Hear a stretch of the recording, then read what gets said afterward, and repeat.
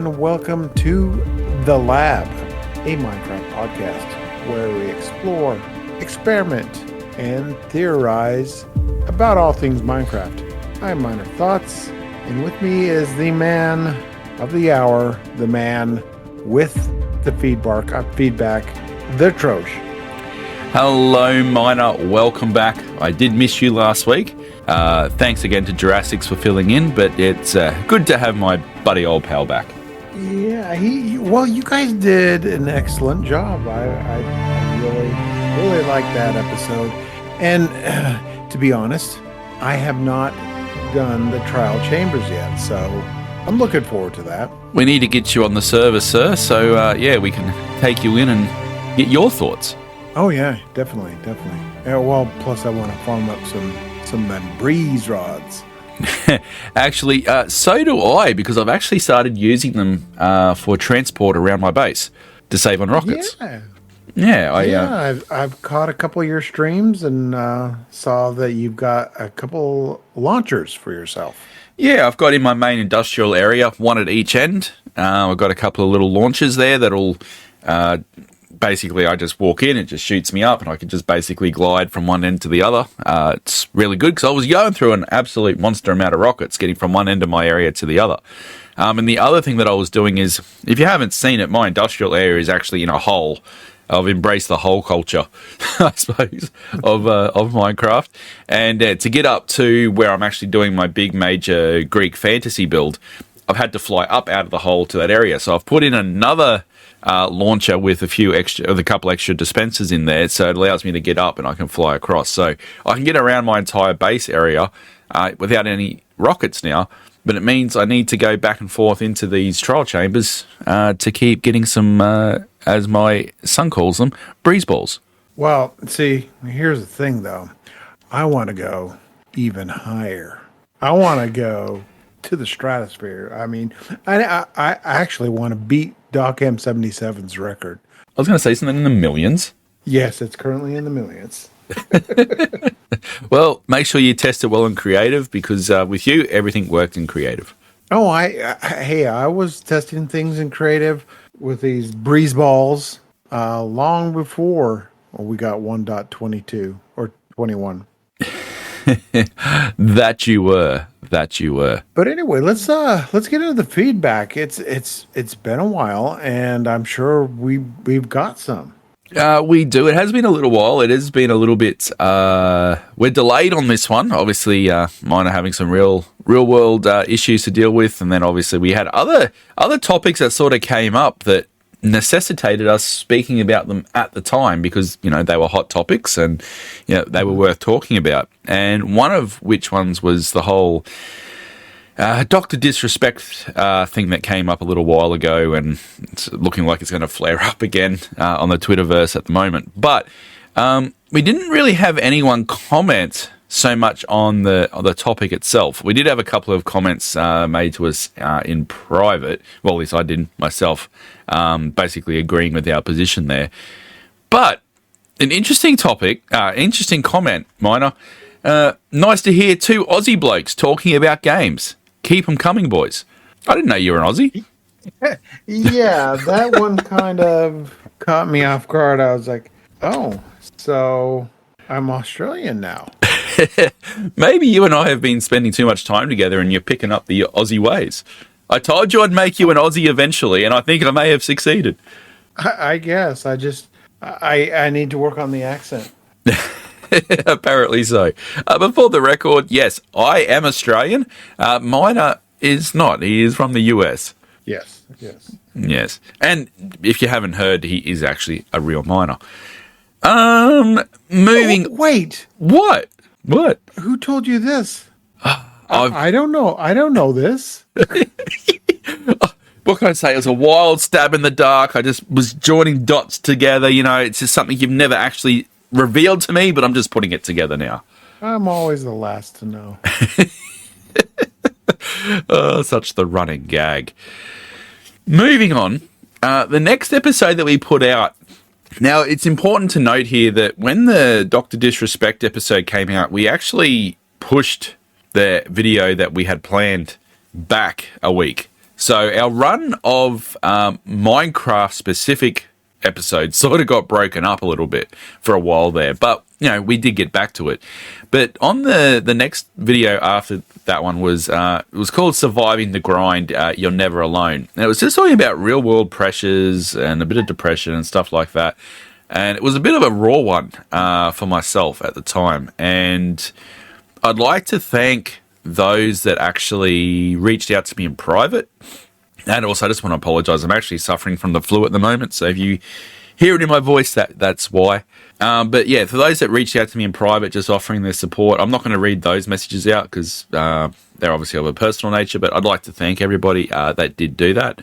But the couple that we got on the YouTube video from Jurassics, our friend Jurassics, great podcast, guys. It can be really hard doing this. Even though we do it for fun, there has definitely been hard times, and it has been the Interrealms family that has kept us together.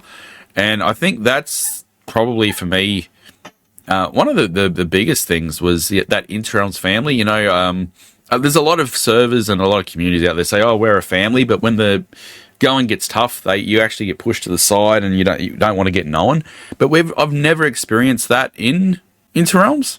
A lot of the comments that came to me in private were from other Interrealms players. So, it's great to be part of this little family community. We're very, very tight-knit. Life will hit you at any time like a ton of bricks. You never know what each day will hold.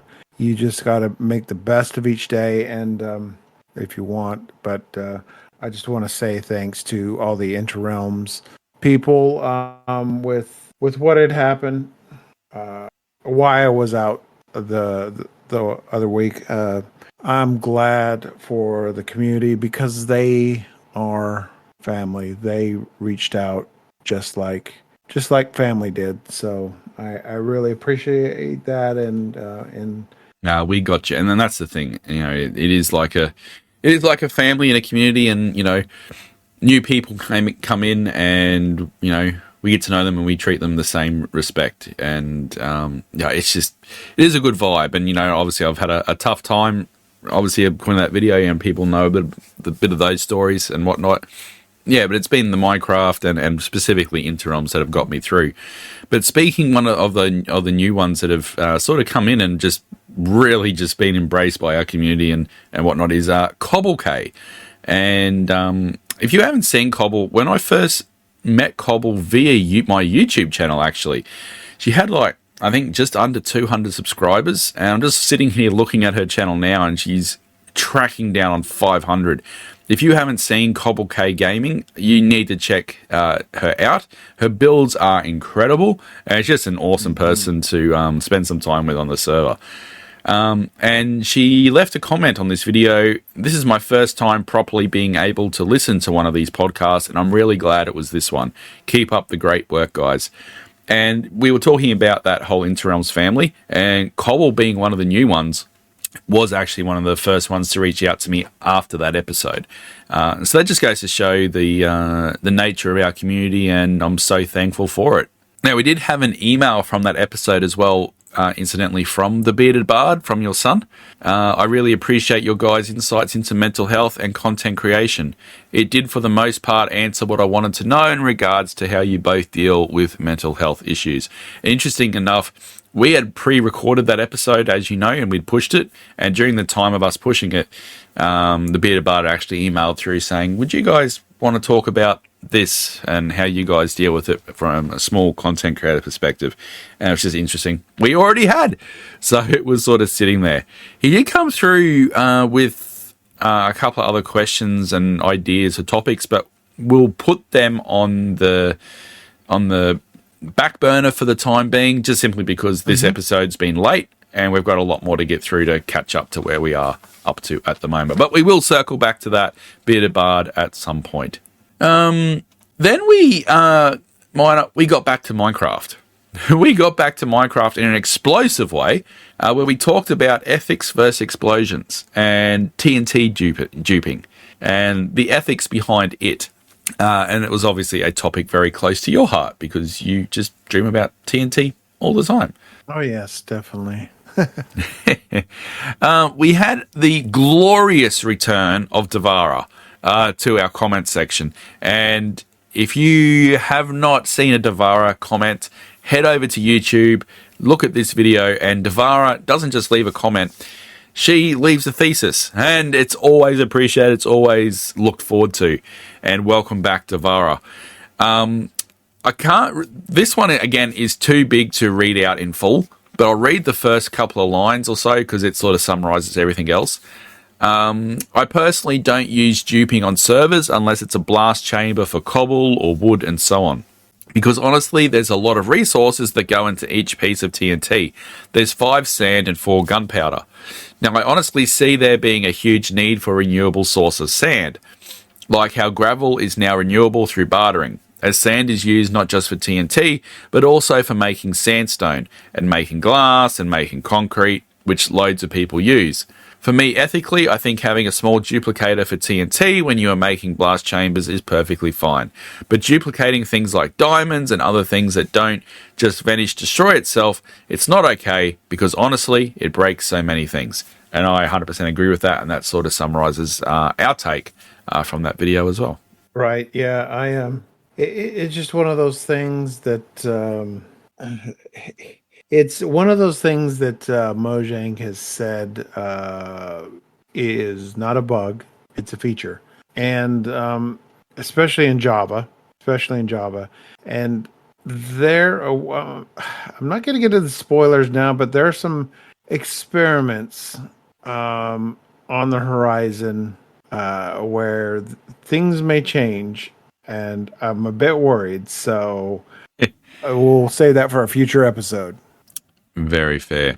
Interesting to note. Oh, there was just another one, another comment from Jurassics there before I move on to this next point. Is I'm for duping on SMPs for the reasons you guys discussed, but not on single players again, as you discussed. So that sort of ties into what we were sort of saying. Interesting to note. Since this episode came out, we have updated the interim server to 1.21, and what a fun update that was to do with everything that was changed behind the scenes of 1.21. However, we did actually implement husks drop sand. Now, it's not going to be the revolution that we were sort of looking towards in terms of people not having to go mining for sand, because I don't think that's ever going to replace that. But interesting to note, last night, at time of recording, DTG and myself went looking at a couple of trial chambers, and I found one where all bar one spawner was a husk spawner. And my comment was, wow, if you were going to make a sand farm with the husk drops sand data pack, that would be the one. Because they were dropping 4 to 5 from, other chambers. They were dropping between 4 to 5 sand per hit. And, we were throwing all our sand to Elaney, who's doing a massive sandstone build this season. And I don't think it's viable. If you're going to go set a husk farm up with the way husk spawning works, I don't know whether it's necessarily viable. And the idea never was to replace sand mining with this, but just adding in another way to possibly get some sand to at least help alleviate that problem a little bit. But when you see a trial chamber full of husk spawners, it raises the question, could that be a viable sand farm? Yeah. But again, the problem is you only every half hour you'd be able to harvest them. But, Yeah. Bit of a tangent here, just a little quick tangent. Okay, what you just said makes a lot of sense. You were throwing your sand to Elaney. If you guys listening to this haven't seen Troj's latest video, yeah, I guess Elaney gets all the trash, so they just throw it to her. She was absolutely disgusted with me. For context, we were doing a trial chamber together, and she was trying to sort her gear out. And what she didn't know was I was standing above her, throwing all the rubbish straight on the floor behind her, and her inventory kept filling up, and she didn't understand why. So yes, sorry, Elaney. I do love you, really. Oh man, I thought that was hilarious. Would be interesting to see in the future if they look at making sand renewable in some way. I know there's a big call out for it, so let's sort of hope they come up with something for it. Right. Moving on to updates, we then started talking about our theories for the end and hoping that is the next update. And we had some feedback on that. Again, Jurassics, I would love an improved end dimension. However, the inventory is the biggest issue right now, and adding even more blocks, inevitable with a new dimension, will only make it worse. This is true, and would very much love to see inventory addressed ASAP. Now, we did obviously see bundles are getting a lot closer, according to the latest snapshot, but that is not going to resolve issues. When we updated to 1.21 on our server, we did re-implement the item swapper mod from Azuma, I think it is, which helps a little bit with inventory management, but inventory from a vanilla perspective definitely 100% needs to be a focus really soon. Right. And I'm just pulling from the lab Twitter thread at the time when we released that video. Shout out to Gas Powered Pick. He's one of the more active people there on Twitter as far as Minecraft goes. He said, as much as I want an end update as well, it's probably the least viable to add out of the top 5 major updates I want. Considering how difficult 1.16 was to develop according to Mojang, I wouldn't be surprised if the end update fell short or had to be split into 2 parts. Which I replied, that's interesting. I don't think people would have a problem with the end being split, especially if it was a major overhaul like Caves and Cliffs or the Nether. To which he replied, he said, I'm sure certain people would definitely would, though I personally think it would be worth the effort. It'd be nice to see one part focus on building blocks, the stronghold, and the dragon fight, and maybe the other part would be dedicated to the end, islands, terrain, biomes, and structures. So, I think that, that feedback was quite interesting, that if they split the end update into 2 different parts to make it, spectacular, to make it, worthwhile, I don't think people would have a problem with that. I mean, what do you think? I think Gas-Powered Pick's probably got it right in terms of some people would, because some people just want to complain about anything and everything. Unless it's, I think there will always be that. I think you'd also get that whole, the developers are lazy thing coming through again, which is not fair at all. But that is the sort of rubbish that comes up from times. Look, I think it would be a massive update, but I think it's an update that needs to happen, and it needs to happen sooner rather than later, because we said this in the episode, I think. It's like the last unfinished part, but it's whether they feel that it's the need. Now, as an example of why it probably needs to be updated, is we have just implemented on Interrealms again a shulker farm. Now, where most of us are in towards that end game sort of thing, why, can I ask, would we need to go anywhere else in the end now other than to the shulker farm? We don't need gear. Right. We don't need loot. Basically, this whole dimension now exists for us to go through the portal, fly to where the shulker farm is, get our shulkers, and go. Following on from that, it's actually possible to make this shulker farm in the overworld. So, in that essence, to be honest, we didn't want to do that. We didn't feel the need to have to make one in the overworld, but it's possible. But if someone did do that, they never need to go to the end again. So right. We're now at the point with shulker farms being possible. We're at the point where the Nether was, where they said, well, people aren't spending a whole lot of time in the Nether. We need to, revamp it. Well, now you're at a point where the end doesn't need to have a lot of time spent in it either. Apart from the first couple of times you might go in there to beat the dragon, you want to go and get your wings, and then you want to get a few shulker boxes. Once you've made a shulker farm and you're at mid to late game, you never need to go to the end. So to me, that in itself says it's time. I totally agree. But as we've said many times, you just never know what Mojang's going to do. I mean, they could give us the kangaroo update next. Sorry, that's a spoiler for an upcoming episode. At the time of recording, I have seen this one get sent through to me, and it's like, what? I'm looking forward to listening to that one.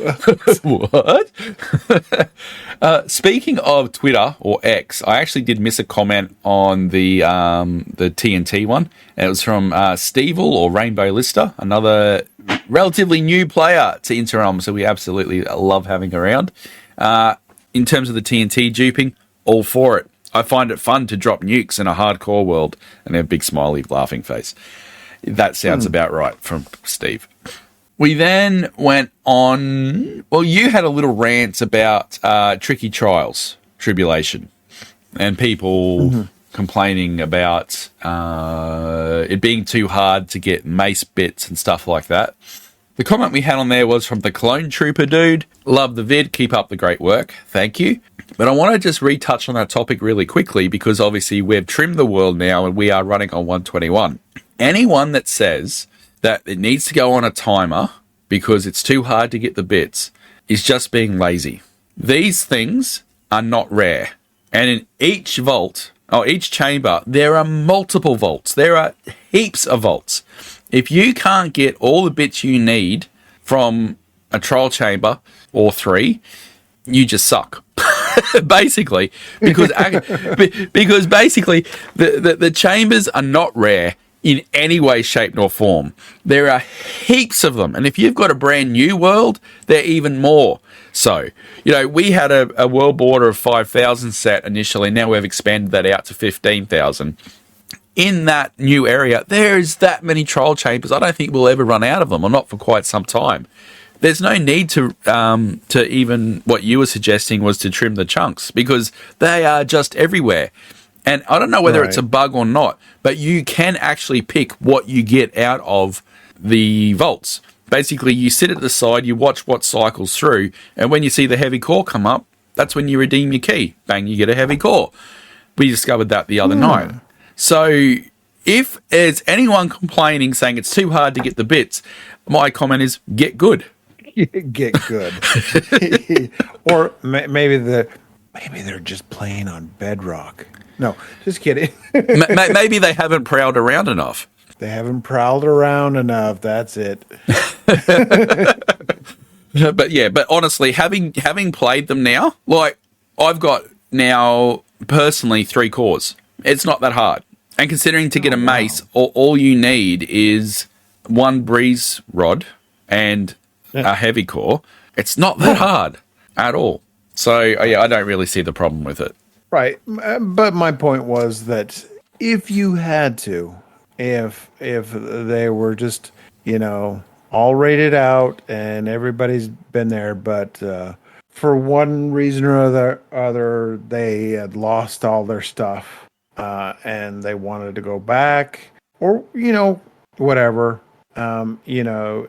or they're missing 1 book and they're all rated. Trimming overworld chunks is something that's been done. Yeah, it could be done. And what I did not know is it can be done in Bedrock as well. But even again, if you had a world border, it would be easier just to go, okay, I don't see this ever being a happening thing, but we're out of trial chambers, we need more. You're probably better off just expanding your world border by another 500 or 1,000, and you're going to get another plethora of them. Because these things, honestly, within 400 or 500 blocks, you might have 3. They are not rare at the slightest. The biggest concern I've got with them is what we talked about in the next episode, which was Chamber of Secrets. It just, the copper volume, we don't allow on Interrealms them to mine out the trial chambers. You're not allowed to touch them. You've got to leave them as intact as you possibly can. And on this occasion, it ruins, if you're allowing mining, it ruins the value of copper dramatically. And people, on a single player world, I would have no problems going in and ripping these things apart for my copper needs and never having to hunt down and mine out raw copper ever again, because there's just that much of it. That's my only concern with them, really. Right, and I had noticed that on Hermitcraft, when they had updated, Azuma has the copper permit, and he's like, this is devalued now. He's not getting any sales on copper because you can just go tear apart a trial chamber. All the hermits can go tear apart a trial chamber and get all the fully oxidized copper they need. He did like a half hour or 1 hour session and got several stacks. So, yeah. Yeah. And that's not the primary reason why we came out and said, no, you're not allowed to rip them apart on interrums. You got to leave them as is. Our primary reason was to keep our world size as small as possible. And so, therefore, if you're not ripping them apart, there's plenty more for everyone, especially new players that keep joining. But, in other servers, you can't necessarily enforce that at all the time. So, yeah, it has really devalued that whole copper thing. But, yeah, that is the design, I guess.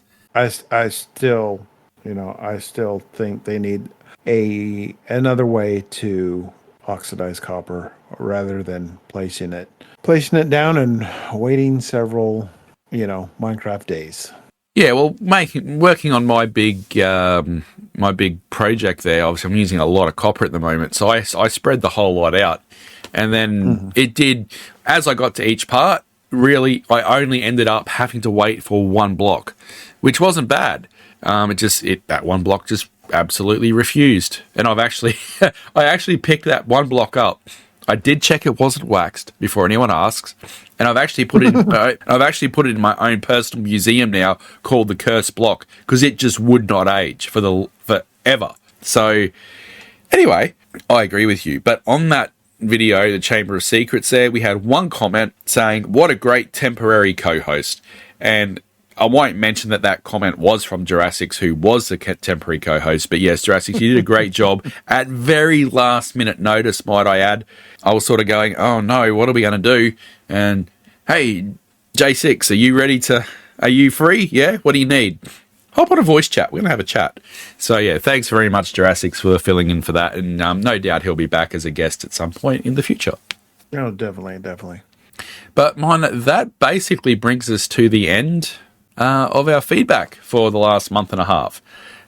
We did have some more, but we had to be a little bit succinct because we had so much to go through. And some we may revisit again. So if your feedback didn't make the cut this time, don't let that worry you. Please keep the feedback coming. We love seeing it. And Miner, how are they able to give us such feedback? Well, there's always here in the comments of the YouTube video or podcast. I think we're set up on the YouTube podcast feed now, but you can still comment in there. That's where we get the majority, or you can do it through the email at minecraftlabpodcast@gmail.com. We've been getting more and more comments and discussions there on Twitter or X, and that's at mclab_podcast. Or you can talk to us live in person here on the Interrealms Discord. You can also find that on the interrealmssmp.com website and click connect there at the top, and you can connect with us, any of us, or the Discord. All the links are there. Any of these links are down here in the description. Connect with us there, and you can often find us live on Twitch as well. I am Minerthoughts on Twitch, and you are... I am the1Troj over on Twitch, and trying to stream 3 to 4 times a week at the moment. But with that one, I also just want to thank all the listeners for putting up with my fluey voice today. Hopefully it hasn't come through too badly. Hopefully I'm feeling better for the next episode. And I just want to thank all the people that reached out and sent their thoughts and prayers for my family. I appreciate you all.